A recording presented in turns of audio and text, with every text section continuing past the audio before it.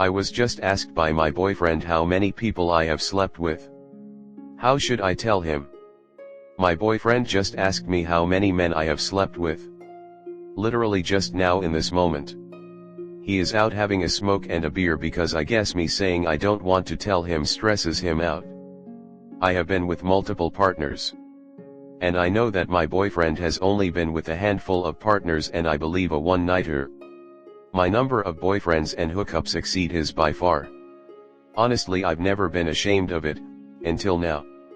I have told him all about the boyfriends, and a few FWB that hung around for a while longer than hookups. I feel like he is measuring how much he loves me right now. If I tell him, I am scared that our relationship will be over. We have had an awesome relationship thus far, going on 2 years in October. This topic never came up before, and anytime I told him about certain boyfriends in my past, he told me it makes him uncomfortable and angry. I know he is jealous and hurt by my past actions, especially with the men who I was with, was in a very hurtful relationship before. I have also smoked a lot of weed and drank a lot in the past. I am now a very different and stronger person because of my past. I have started a new life for myself and worked very hard for everything I accomplished. I am happy and feel like my boyfriend is the one. I have no idea what to do right now. I get being transparent and telling your partner everything, but he said a few things that make me feel uneasy about the direction of our future. He said, "The more I get to know you, the more I..." Literally just left me hanging, and I feel disgusted by you, and your choices, as if those choices were made by me now. Should I give him a number? How should I tell him? Update. I just told him a rough number and he left. He kept being very persistent and I asked him, how would this help our relationship? Is this going to make you love less, or are you going to be satisfied with what I tell you? He kept asking and asking and asking, the same thing, how many? How many? How many? I told him a fucking ballpark number to shut him up. Now he's gone. Without saying anything. I can't stop crying. Everyone asking me how many people I have been with or are making up number. Please stop. You are not helping. To the really nice people in my DMs giving me real and actual advice, I really thank you from the bottom of my heart. And to any comments. I can't believe this at all, and how big this has blown up, it's crazy. TR. Boyfriend wants me to tell him how many people I have slept with. He is very disappointed and disgusted with me. I have not told him anything as of yet. Comment.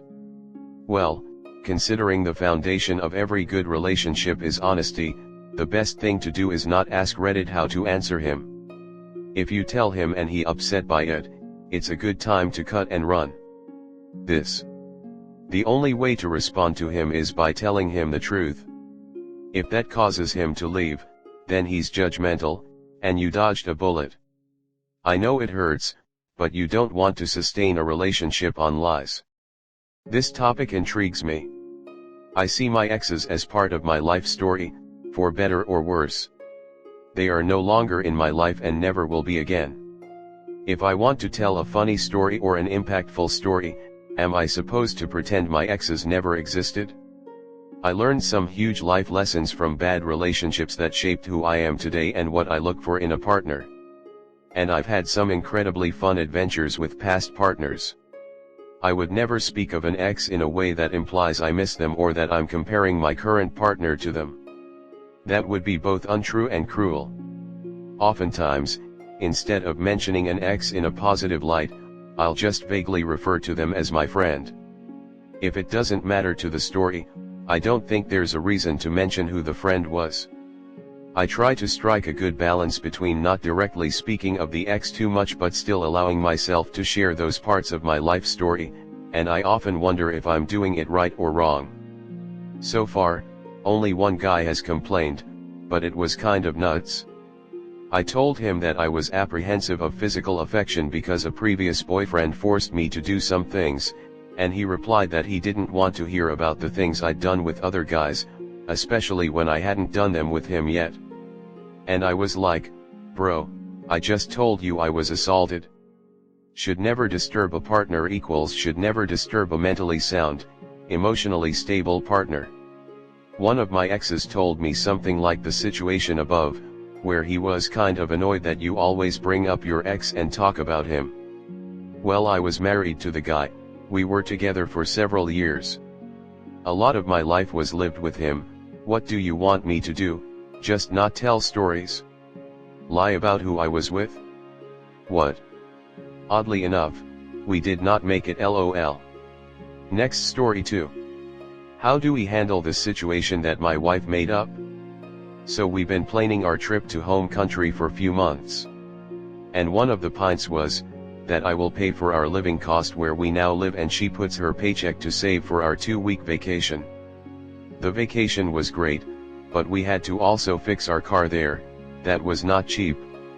Last night she started complaining that I didn't help pay for our time there and car service, that she alone paid for everything and had to also send me money. Every cent of my paychecks was spent on our flat, our ferry tickets and gas for the car, apartment in our home country for that vacation period. I'm a bit confused. How didn't I help out financially in this situation? I don't even know what to say to her, I just feel disappointed. Her remark when I confronted her was, "Me, when you didn't work I sent you money anytime you needed it, I bought you stuff and never complained about it because I always think it's our money, not mine or yours. Her, only men should send money." I just feel so disappointed. I never thought that she would say or think like that. Comnet. My wife and I have completely separate accounts but a joint checking and savings for household and family expenses. She pays utilities and I cover everything else, daycare, all insurance, mortgage, HOA, kids' needs and activities, etc. We have an extreme difference in income, so I don't mind that at all.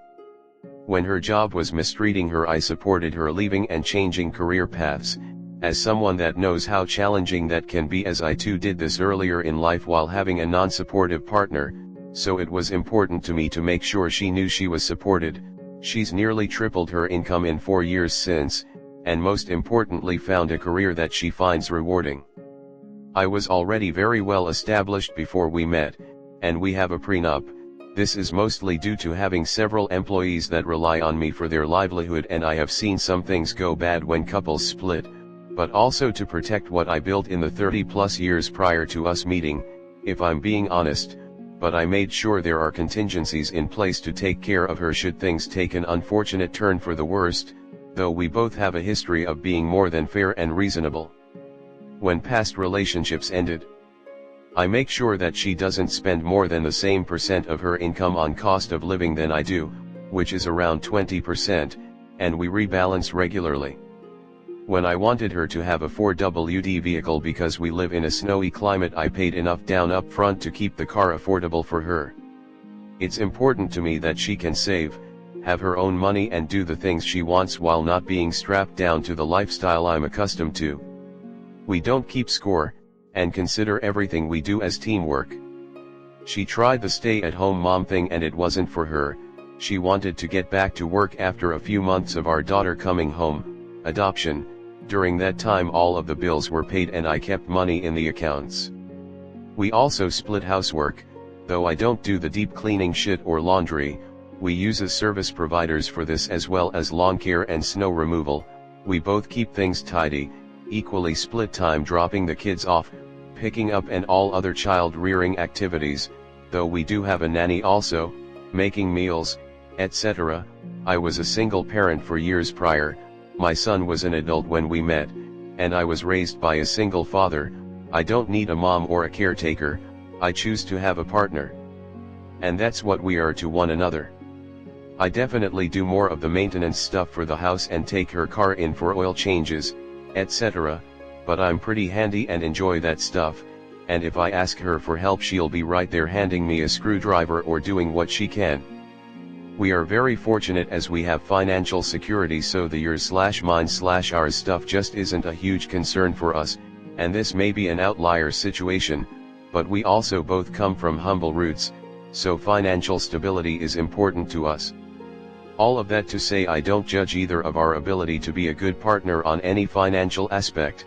which I think may be easy for me to say given the circumstances, but being supportive, helping each other grow, enriching each other's lives, etc. are the valuable aspects of relationships. I sometimes wonder if cost of living increases create partnerships out of necessity that wouldn't necessarily exist if things were different. I mean, this should be easily proved that you spent equally if not more money than she did on the vacation period, if that is what you believe. Bank statements, both of you go through them together, add them up. Your wife will include all the stuff on the vacation she paid for. You include all the stuff you had to pay for, including rent or mortgage and gas and whatnot. If you are being truthful, then she will have nothing to say when the figures show that. Even withdrawing money from an ATM shows up on a bank statement.